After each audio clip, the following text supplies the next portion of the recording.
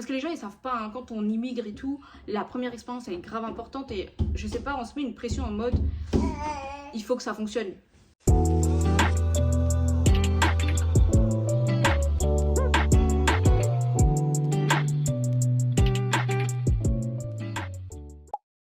Hello l'ami, j'espère que vous allez bien. Bon, je suis habillée comme une des vidéos. Et c'est normal parce que j'enchaîne, ok? Je voulais vous raconter une des erreurs que les Français font quand ils arrivent au Canada, ok? Un truc que j'ai fait, c'est pour ça que je vais vous dire. L'erreur que moi j'ai faite et qui m'a coûté cher dans mon expérience, hein, c'est que j'ai été embauchée dans une entreprise française. Pourquoi je suis bête? Il y a 1 million d'entreprises québécoises. Après, j'avais postulé dans plein de trucs, hein. Mais une entreprise spécialisée dans mon domaine, en fait, je travaille dans la gestion de projet. Eux, ils m'ont retenue. Et ils m'ont envoyé chez un client. Donc déjà, tu es consultante.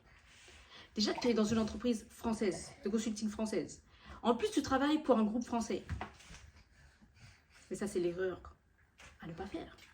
Parce qu'en fait, ici, les Français, ils connaissent le game. Ils sont un peu... Il y en a beaucoup, ils sont mauvais, hein. On va pas faire genre. Ils sont là, ils se disent, ouais, la petite Française, elle connaît pas. Ils font exprès d'embaucher les Français parce qu'ils les payent moins cher que les Québécois. On a des super compétences en France. Franchement, on est bon. Franchement, on est vraiment bon. Maintenant que j'ai travaillé dans plein d'entreprises, et que ce soit québécoises, américaines et tout, je trouve que chacun a ses plus-values. Mais nous, les Français, on est très précis. Hein. Surtout dans l'ingénierie et tout. On est bon. Bref. Du coup, j'ai été prise là-bas. Quand je peux vous dire que la bête a souffert, c'est qu'ils vous font faire des horaires de ouf. En fait, c'est la même vie qu'en France. Et vous, ça vous choque pas parce que du coup, vous faites France-Canada et vous dites, bah là, c'est la même vie. Sauf que maintenant que j'ai fait plusieurs entreprises québécoises, je peux vous dire qu'ici, il y a un équilibre de vie qui est quasi courant avec toutes les entreprises. Genre vraiment, ils sont investis pour que vous fassiez juste vos horaires ou moins. En tout cas, tant que vous avez fait votre travail, on vous saoule pas.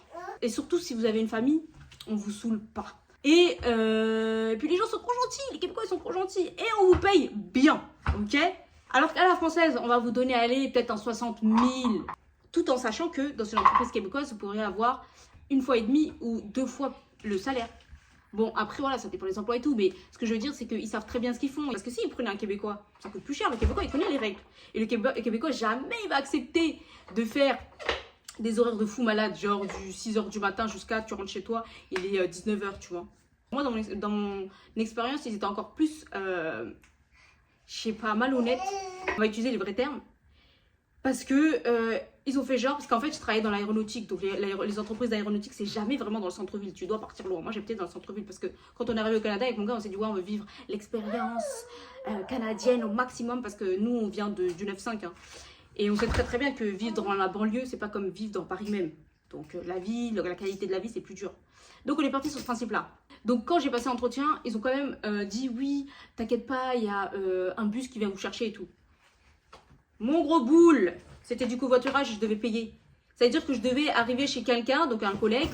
On était 5 dans la voiture, super serré et tout. On devait faire les hivers comme ça, on devait attendre dans le froid que lui il sorte de chez lui. On devait tous se rejoindre en fait chez la personne. Il y avait plusieurs voitures, hein. Mais je veux dire... Tu devais négocier entre toi, oui, est-ce que ta voiture elle est pleine toutes les semaines? Est-ce que je peux venir avec toi cette semaine? Et tu devais payer. Bon, c'est normal, mais ça, c'était pas prévu en fait. Donc j'avais l'air de vraiment une SDF. Moi, je suis une meuf, j'aime trop le confort. Et je vous ai dit que je voulais une belle qualité de vie. J'avais 1 heure à 1h30 le matin, pareil le soir. Les pauses du midi, des fois, on n'avait pas le temps de manger parce que l'aéronautique, yeah! En plus, quand t'es consultante, yeah! Quand t'es une entreprise sous-traitante, yeah! Vraiment, ils nous ont rincés. Et le truc en plus avec ça, c'est que moi je suis venue en PVT. Ça veut dire que quand je voulais, je pouvais partir. Et eux, leur stratégie, c'était de faire venir des Français qui n'ont pas le PVT. Donc ils ont un permis fermé. Quand tu viens, permis fermé, ça veut dire que pendant 1 an, il me semble que c'est 1 an, tu dois vraiment faire tes 1 an. Donc tu peux être à l'esclave pendant 1 an, tu dois fermer ta bouche. Moi, j'aurais pu partir et trouver autre chose. Mais ma fierté, vous connaissez. Je me suis dit, non, je suis venue au Canada. Je dois souffrir peut-être pour me faire les dents. En fait, j'avais pas compris que c'était juste une entreprise de MERDE. Voilà. Bref, ça c'est l'erreur à ne pas faire, les gars. C'est vraiment l'erreur à ne pas faire. Sachant que mon conjoint, lui, il travaillait pour une entreprise québécoise. Le vendredi, ils avaient leur petite bière l'après-midi. Il était au centre-ville. Ils avaient des after-work de ouf. Les collègues étaient trop gentils. En fait, fait, on avait grave un décalage, tu vois. Et je me souviens, moi je rentrais, j'étais épuisée, j'étais énervée. Je trouvais en plus que travailler avec les Français qui sont au Québec depuis longtemps, mais qu'on est des nouveaux arrivants, ils nous maltraitent. Genre ils savent qu'on connaît pas. Franchement, je trouvais que c'était pas des gens bien, tu vois. Après, Dieu merci, je travaillais aussi avec des Québécois, donc ça se passait bien. Mais c'est qu'ils me supervisaient. Donc fuck, c'était quoi ça? En tout cas, il y avait un gros décalage avec mon conjoint. Je l'ai trop mal vécu. J'étais tellement stressée. Parce que les gens, ils savent pas, hein, quand on immigre et tout, la première expérience, elle est grave importante. Et je sais pas, on se met une pression en mode, il faut que ça fonctionne. Il faut que je fasse mes preuves, il faut que ça passe. Et donc du coup, moi, pour moi, je donnais tout, en fait. Alors j'aurais pu partir, mais bon. Et j'étais tellement stressée, les gars, que j'ai eu une boule dans mon cou qui a poussé dans l'année. C'était un ganglion et ça, c'est dû au stress, la fatigue et tout. J'ai fait plein d'examens, heureusement, c'était bénin. Voilà quoi. En plus, rentrer dans les suivis médicaux ici, c'est quelque chose. Hein. Sauf si c'était une première, c'était long. Déjà que je vous ai dit, je travaillais beaucoup, je faisais des horaires de ouf et ils voulaient pas qu'on fasse du télétravail.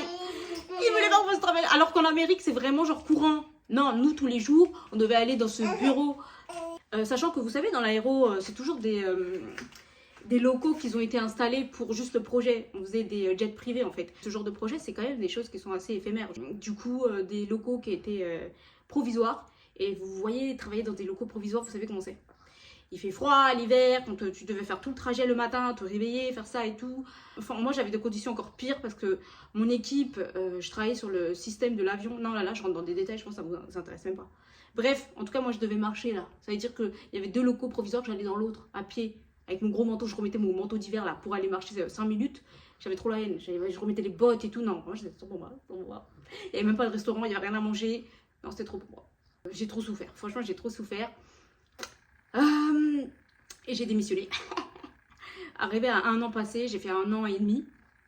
Et j'ai démissionné. J'ai postulé ailleurs. Mais je voulais vraiment faire mes 1 an. Je voulais vraiment prouver que j'étais pas nulle. Parce qu'en fait, si j'étais partie avant, j'ai l'impression que c'était un échec pour moi. Et moi, je peux pas accepter. Donc, j'ai fait mon expérience dans l'aéro. J'ai pas trop aimé. Hein. J'ai pas aimé l'ambiance. J'ai pas aimé le rythme. Parce que vraiment là, mais je sais pas si c'est toujours comme ça, mais il y avait des sprints et tout. Oh là là là là. Et toutes les semaines. Non, c'est bon. C'est bon. Bon, bref, franchement, je vais arrêter ma vidéo là parce que même rien, je me remets dedans, je suis énervée.